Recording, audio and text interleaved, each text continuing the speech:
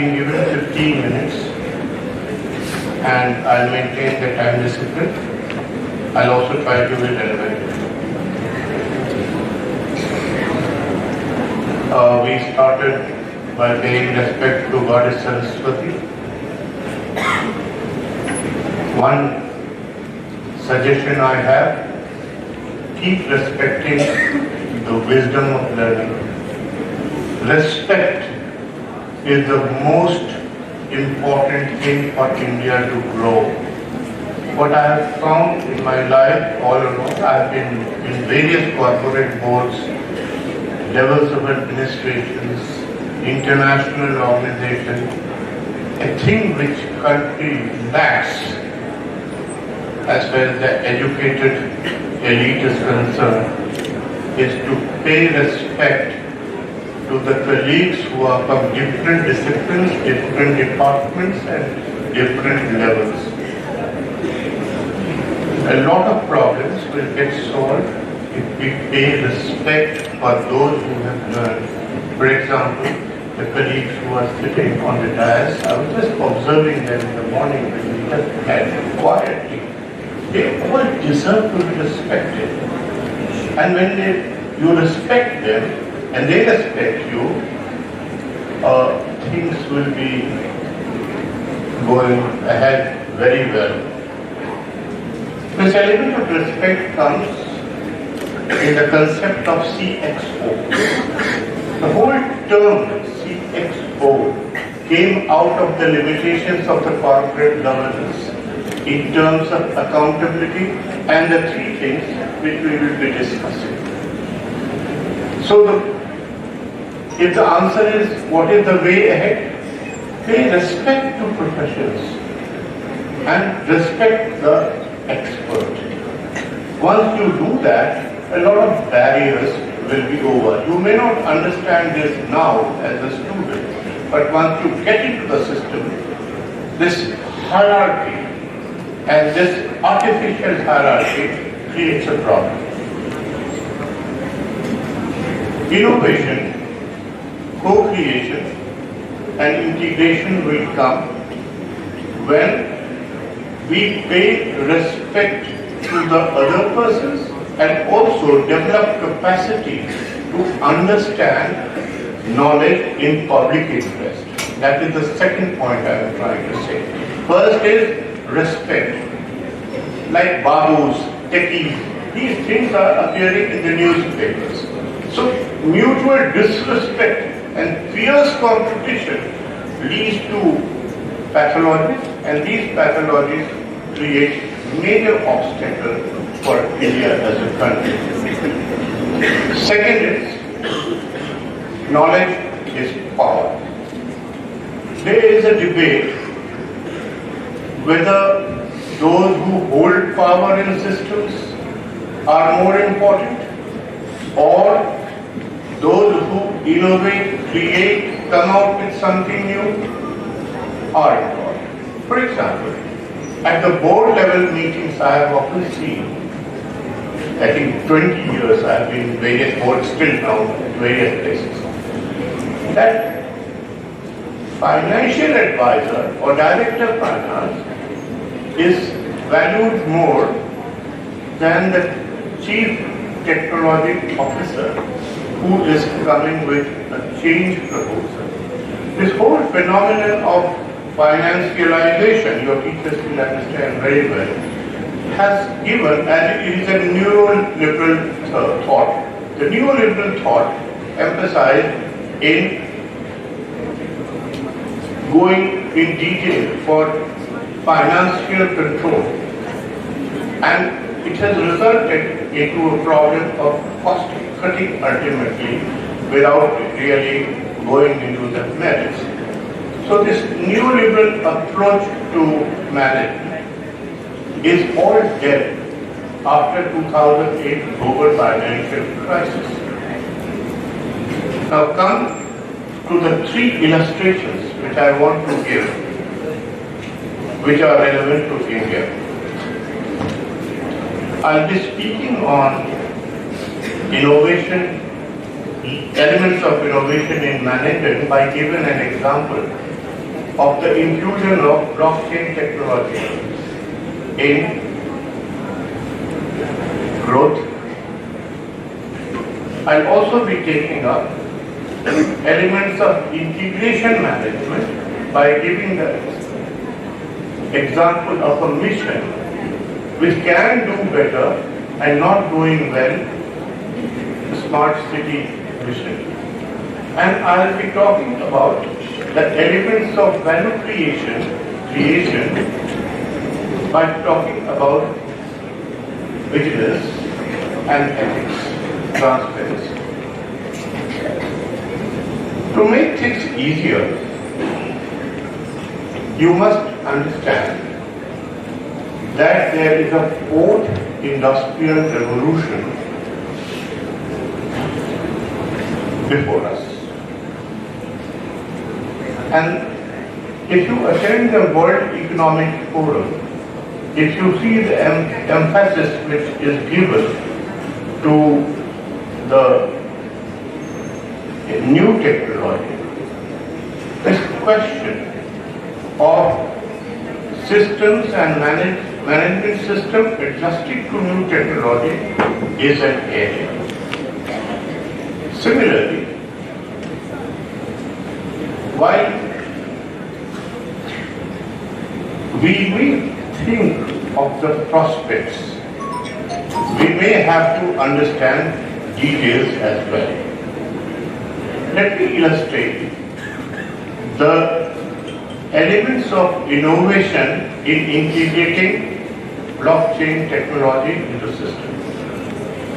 Now, blockchain technology, when the idea came, experts realized very well that it is basically a transparency mode, but unfortunately, in the minds of the less literate persons in technology, it got equated with cryptocurrency. So when heads of the state, policymakers at the top, were told to implement blockchain technology into system faster,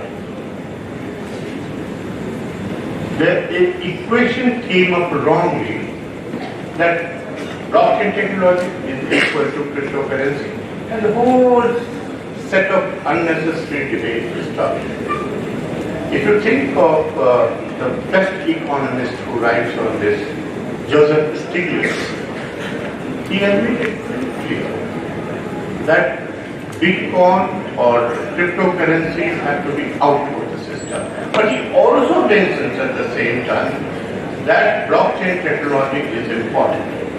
Now, as far as India is concerned, there are various problems in implementing. We have committed in G20 countries that we will be preparing a document to regulate blockchain technology, also commit to have an investment policy on blockchain technology.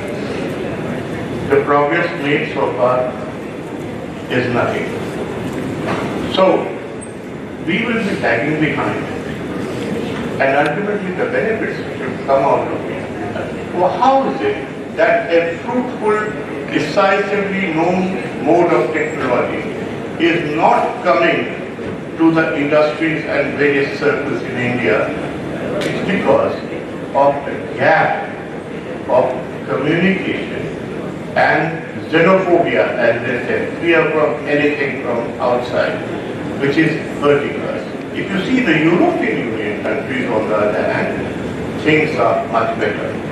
As a student, I will not bore you with details, but tell you only this, that there is a new technology which is foundational, and with you, as you grow, the technology's application will also grow. You must know what is the blockchain debate and what is the stand of India into it. Please beware that a lot of knowledge which comes is vendor driven, and there is a definite lobby of persons to misguide. Open your computers and you will find. But they will also merit. If you see Harvard University efforts in management, but what is the contribution of India? We have some courses, private institutions have taken up, what IIM has also taken, but they are substantive. So again, it is a great task for the management departments to take up, because this is a frontier area in which the country also will benefit and we will also benefit in our way. Second is the smart city mission. Government of India decided in 2015 that in 100 cities they were listed, massive investment flow will come. It was a part of the rolling capital theory of globalization, where the idea was that information and resources would come to countries and regions when we really look into the spatial aspects of technology transfer. It was a big investment proposal. If you see the reports of the government, they will all say that we have projects and we have been investing and so on, but it's all public funding. Now there are other options also, 6 other options through which those resources can be augmented. And some standards also have to be relaxed. For example, SEBI on muni bonds, they have relaxed certain aspects. So, second thing I have to say, apart from respecting innovation, is that the gaps which are required in the implementation also has to be, part of the curriculum could be a case study of those projects which are implementing high-tech and the problems they are suffering because of certain aspects there. Third and the last, honesty is the best policy and transparency is a virtue, everybody says. But how is it that except international level, UN Action Against Corruption 2003, at the national level, at the regional level, at the local level and at the firm level, corporate governance really, and also the public administration as well, corruption really has not gone and the efforts to value creation has failed. Of course, Companies Act has been modified and disclosures are becoming more and more.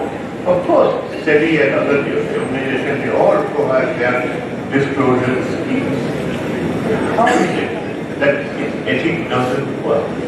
This is a very important area to look into it. So what I have done so far is to take up 3 words which you wanted me to explain and try to say that the future of India depends on knowing those aspects where we can improve, find out the gaps and try to modify. As far as the teaching is concerned, the level of research which is being done on these aspects, namely what you have mentioned, innovation, creation and integration, have made revolutionary changes. When we talk of innovation, like we have paid reverence to Saraswati, then the scholar which comes to the mind is Joseph Schumpeter, who in 1934 discussed the role of innovation and entrepreneurship in much more detail. So we had an economic format for thinking on innovation in a scientific way. But 1934 and today, there is a difference. A lot has been written. And one of your tasks is to understand the concept of, evolving concept of innovation in management. Now, innovation and creativity, creation, they are two different words. In our philosophy, there is a thing called Shabda Sadhana. Shabda ko Brahma mana gaya. So the more you deconstruct and the more you emphasize on terms, it will help you. If somebody asks you, what is the difference between creation in a firm and innovation in a firm? If you search Google, you will get nothing, because the clear thinking has only emerged in the journals of philosophy and management. Is it not the correct time for you to search these out? Similarly, when we talk of creation again, it's not only creation of products, as I mentioned, it can be creation of a preferred value, which I demonstrated, is system of disclosures and various types of vigilance aspects of transparency. Third aspect, as I mentioned, is about integration. Now, integration has a different connotation. Now, who all are writing? Have you read Michael Porter seriously and have thought of the whole issue which he raises? And a number of the scholars who have written after him. Our approach to management must be nation-based, evidence-based, and respect again the dynamics of history in terms of business cycles, and so dynamic models also are required, which can be of use. The more we think about the words, the better it is. But main thing is attitude. You will never go up in life for a long period unless you study and keep on studying. Thank you.